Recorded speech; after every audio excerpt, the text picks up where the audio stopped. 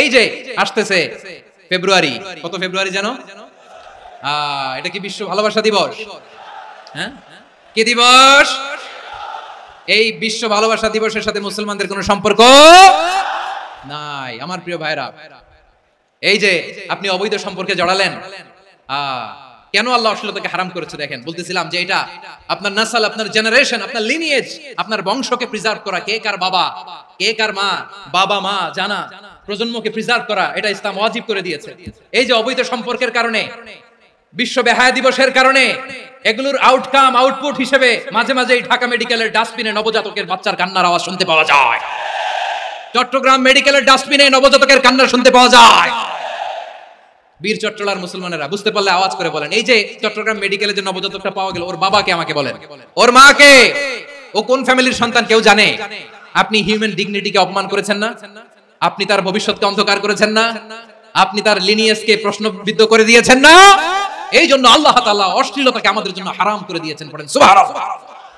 যত ধরনের, যত টাইপের, যত ক্যাটাগরির অশ্লীলতা হতে পারে, সব অশ্লীলতাকে হারাম করেছেন কে? ফাহশা মানে কি?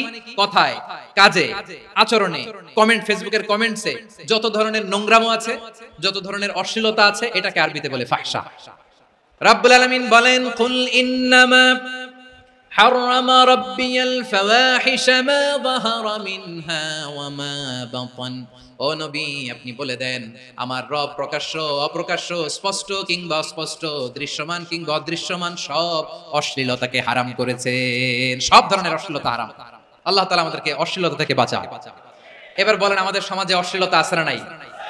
অশ্লীলতা নানা ভাবে, নানা নামে, নানা মোড়কে আমাদের সমাজে আছে না নাই? সংস্কৃতির নামে, ফ্যাশনের নামে, বিনোদনের নামে, উপন্যাসের নামে, কনসার্টের নামে অশ্লীলতা আছে না নাই? আপনি দেখেছেন কনসার্টগুলোর অবস্থা? আমাদের তরুণ তরুণীরা, আমাদের যুবক যুবতীরা, আমাদের জেনজিরা, কি অবস্থা ওইখানে? কনসার্টের নামে অশ্লীলতা আছে না নাই? ছেলে মেয়ে একে অপরকে জড়ায় ধরতেছে, একে অপরকে চুমু খাচ্ছে, প্রকাশ্যে, দিবালোকে, গণমানুষের সামনে।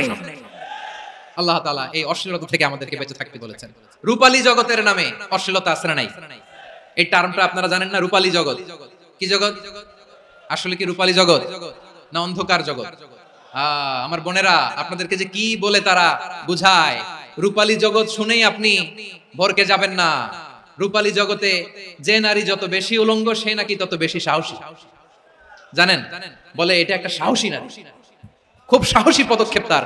যত বেশি শরীর থেকে কাপড় নামাতে পারবে, যত বেশি বস্ত্রহীন হয়ে নিজেকে প্রেজেন্ট করতে পারবে, সে নাকি তত বেশি সাহসী। আমার চট্টলার ভাইরা, শয়তানের প্রথমে এজেন্ডা ছিল বনি আদমকে বস্ত্রহীন করা।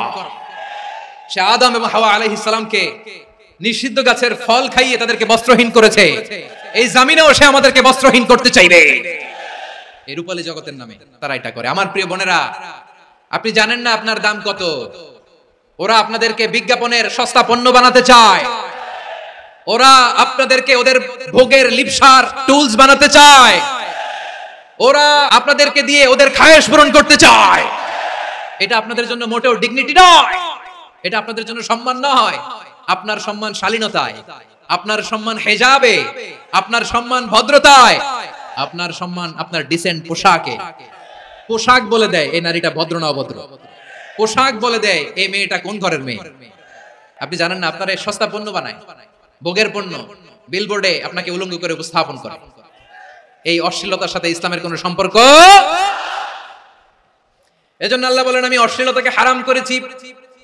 অশ্লীলতাকে হারাম করার প্রথম কারণ হলো এর মাধ্যমে মানবতাকে অপমানিত করা হয়। কারণ মানুষের সম্মান মানুষের পোশাকে। মানুষ যখন পোশাকহীন হয়ে যায়, বস্ত্রহীন হয়ে যায়, তার সম্মান কমে যায়, ঠিক কিনা? এজন্য রাব্বুল আলামিন বলেন, কুল ইন্নামা হারামা রাব্বিয়াল ফাওয়াহিশা মা যাহারা মিনহা ওয়া মা বাতান। প্রকাশ্য অপ্রকাশ্য সব অশ্লীলতাকে হারাম ঘোষণা করে দিয়েছে কে? আবার দুনিয়ার বুকে যারা অশ্লীলতার প্রসার করে তাদের জন্য শাস্তি মজুদ রেখেছে কে? রাব্বুল আলামিন বলেন, ইন্নাল্লাযীনা ইউহিব্বুনা আন তাশিআল ফাহিশাতু ফিল্লাযীনা আমানু লাহুম আযাবুন আলীমুন ফিদ দুনিয়া ওয়াল আখিরাতি ওয়াল্লাহু ইয়ালামু ওয়া আনতুম লা তা'লামুন।